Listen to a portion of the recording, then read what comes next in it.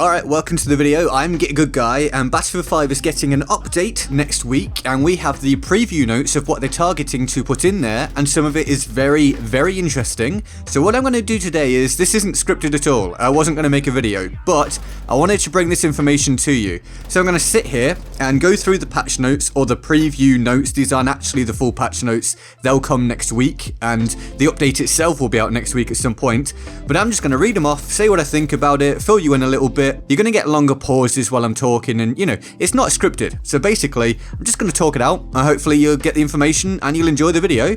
And when I'm done, because people seem to like it, and also making more money is great, I'm just going to fill out the rest of the video with the filler screen. If you've never seen it before, I'm going to just do the filler screen at the end where I hit a random word generator and talk about it for as long as necessary, because why wouldn't I do that if you like it? And I get more money, because I can put mid-roll ads on it. So, great.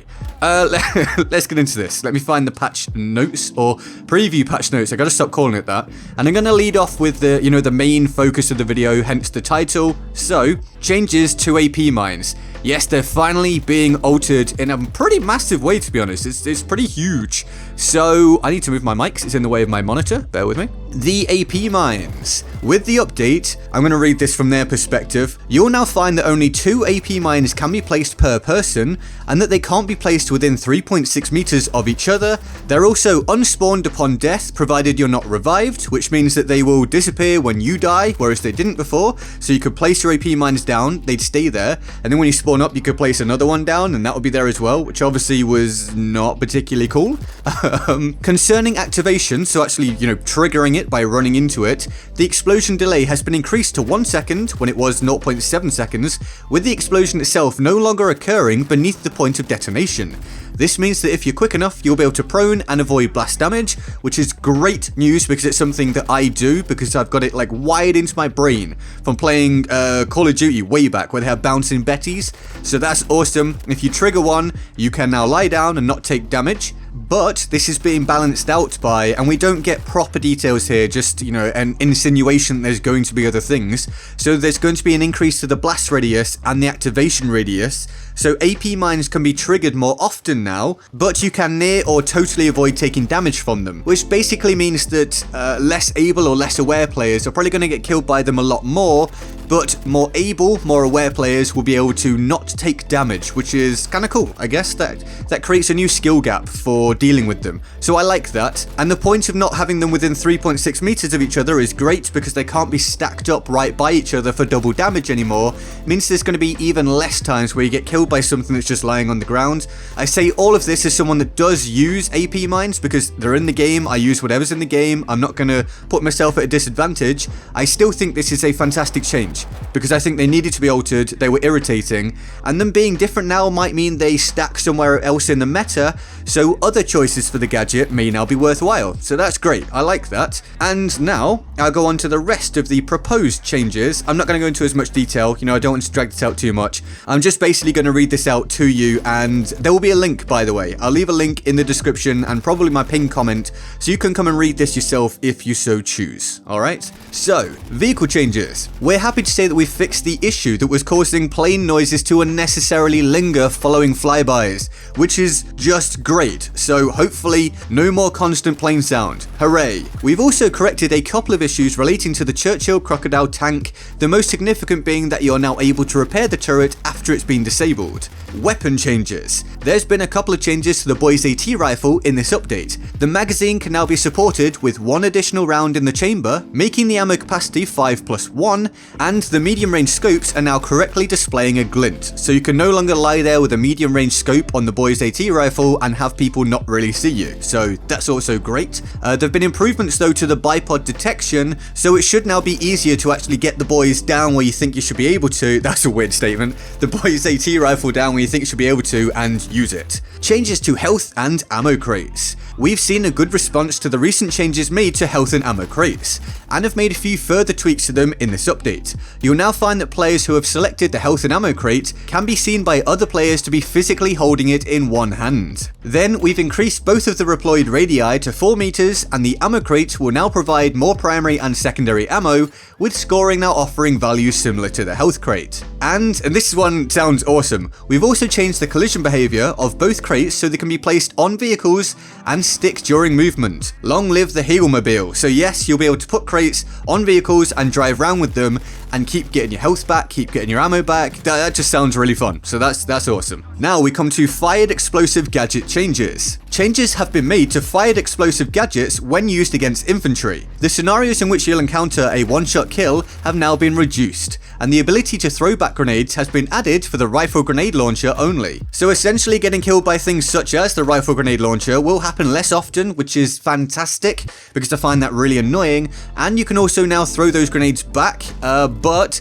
I don't know how you're going to do that because they blow up pretty quick, but if you get the opportunity to, then cool, I guess. Moving on, explosives fired from this weapon specifically will now behave more similarly to throwing grenades. Oh, that actually just answers exactly what I was saying. So it will now be easier to not only survive a blast from them, but you can get away from them and you've got more chance to throw them back. So that's a pretty heavy nerf actually. That's kind of cool because I do think that the rifle grenade launcher was a little bit OP, to be honest. We've also improved the hit detection on incendiary grenades to better match what you see in the game.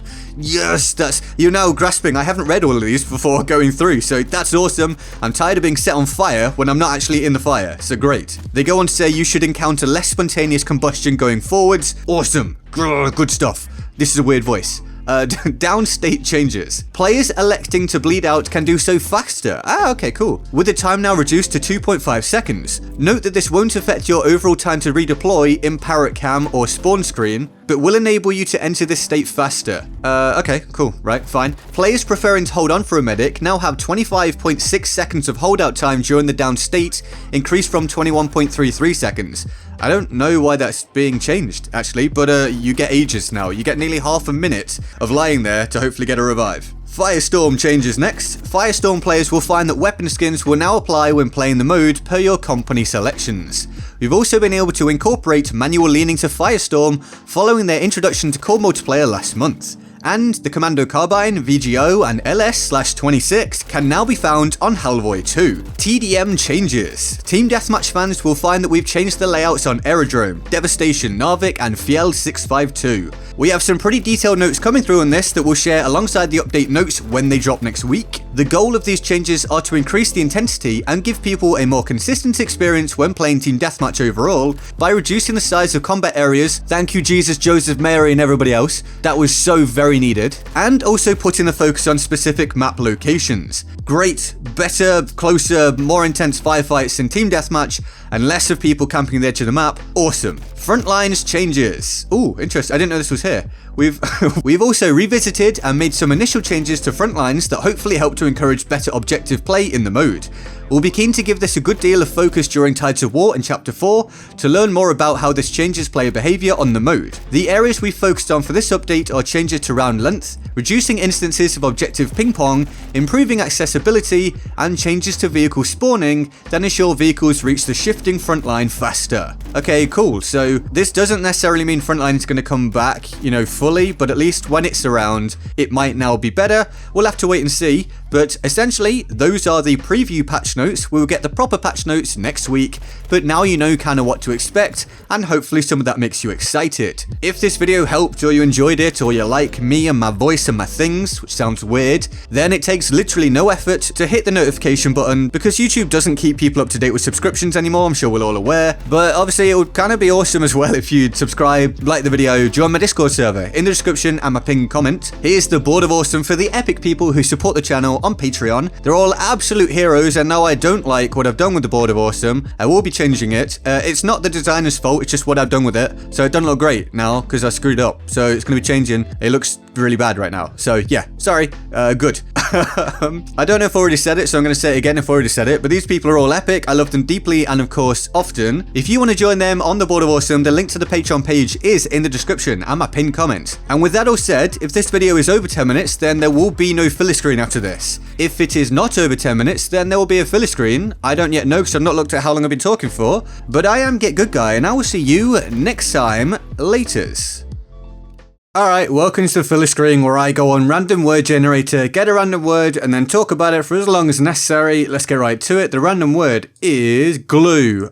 Glue is, do you remember in school when you got that? We called it PVA glue, don't know what you call it in the rest of the world, maybe the same, but it's that sticky glue that feels like plastic when it gets on your fingers. Do you remember like coating your hand in it, so you had like a plastic glue hand and stuff? And then it's especially good if you slap someone with that. Although it's 2019, so I don't, I'm not encouraging people to slap each other, because I don't want to get, mold and whatever because of PC. And anyway, let's not get into that. Glue. Yeah, glue's good for stuff. Glue is the stuff that keeps me and you together. It keeps us glued together in YouTube harmony, where you watch my videos and I make money. That's the kind of glue I like. I've mentioned money way too much in this video. I do this for the love of it, mainly. Just to clear that up. Yeah, there's different glues in the world. They do all sorts. I've already gone way over what I need. This is way over 10 minutes. This is bonus stuff. This is that bonus glue talk for you. Exactly what you wanted when you woke up this morning. You're like, I wonder if there's a YouTuber out there that will talk about glue. And now I've done it. So you're welcome. Like, subscribe, and share with your mum. And see you next time.